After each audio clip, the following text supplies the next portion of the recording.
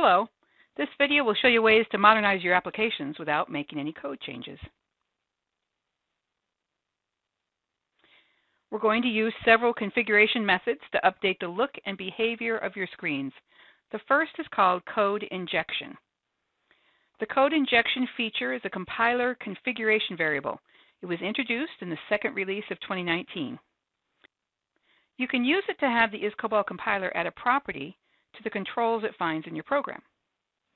This happens on the fly at compile time, so you don't have to actually add the code to your programs. All windows and the controls listed here can be modified by adding properties with this feature. It's important to know that these properties are added to the top of the control or window description, so that if the property is set again in your code below it, your code setting will override the configuration setting.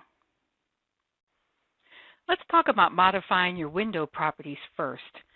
One of the Windows properties is gradient color. It's good to add gradient colors to a window, but be subtle about it. Though some screen designers say the current trend is for flat design, on the left I have a screenshot of a current Apple screen with the gradient color on the top left and bottom right.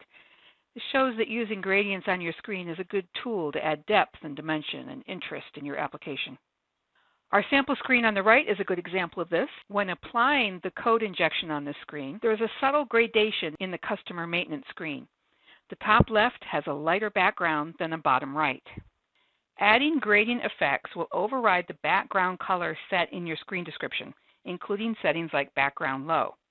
As soon as you specify the color of a window, the controls with backgrounds will show up.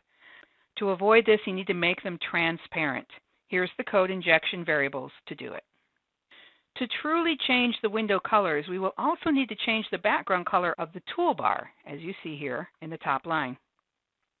In our demo, we're also setting the push buttons to a flat style, and we're giving our entry fields a new look with a bottom line border instead of on all four sides.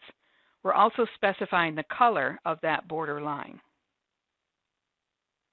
Don't forget that the easiest way to get these color values is using our color picker utility. You can access it from your Start menu under isCOBOL or from the isCOBOL Tools Utilities menu in the IDE.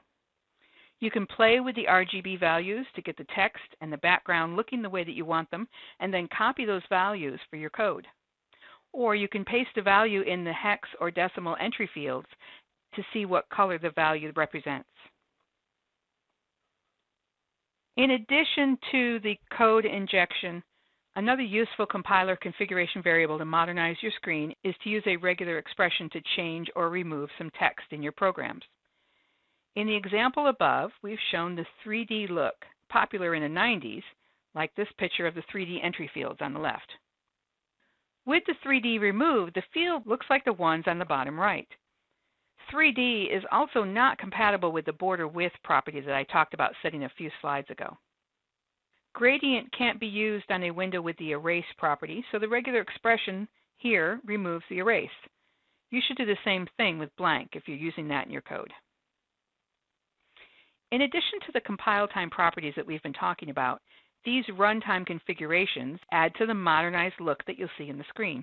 They don't change the code, so they have no effect on the compiler, but they modify the way the programs are run. isCOBOL.GUI.icon_file is new in 2020 R1. Before that, you would load your own icon using $bitmap, then use the icon property when displaying a screen in your program. Now you can use a custom icon without changing your code just by setting that variable. We changed the border style and border color in the compiler properties file. The native style and current background color here comes into play when an entry field has focus, and it will color the entry field background a light blue. These settings also affect other controls that we don't have in our demo, like a combo box. The next four variables change the way the entry field looks when the mouse moves over the entry field and when it clicks on it. And the last variable will resize all the controls in the window when the window is resized. And we'll look at all of this in our demo. Here's the before and after view of the screen that we're going to look at in our demonstration. The difference, while subtle, makes the user feel that they're using a modern screen. That's because the changes that we're making fit the functional design standards of Microsoft, Google, and Apple screens. So let's go to the demonstration.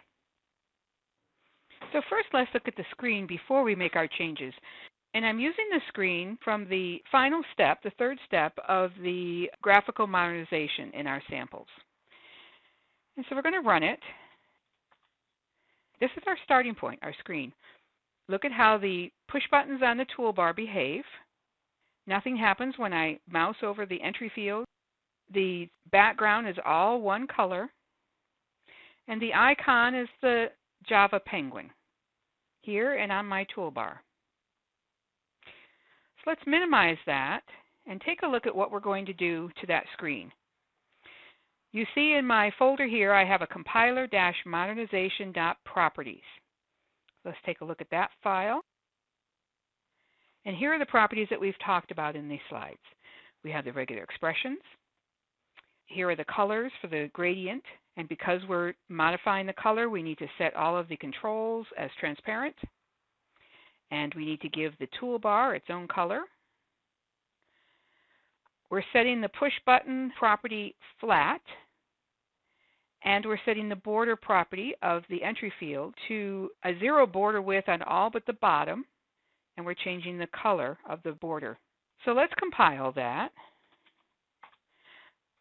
Now remember, it's picking up that properties file, but it's also compiling the customer and the pCustomer programs from the previous example.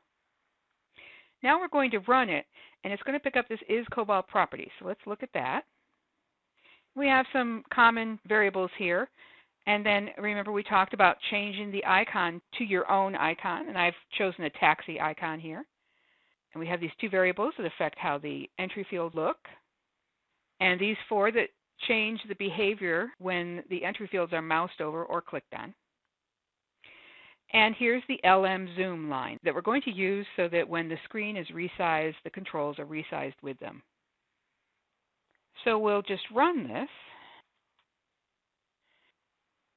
Notice the icon is my taxi here and in my toolbar.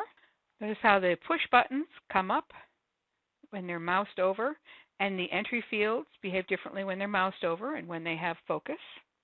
And finally, let's check the LM zoom. The controls get bigger and smaller as the screen size changes. So we have a whole new screen without changing any of the code.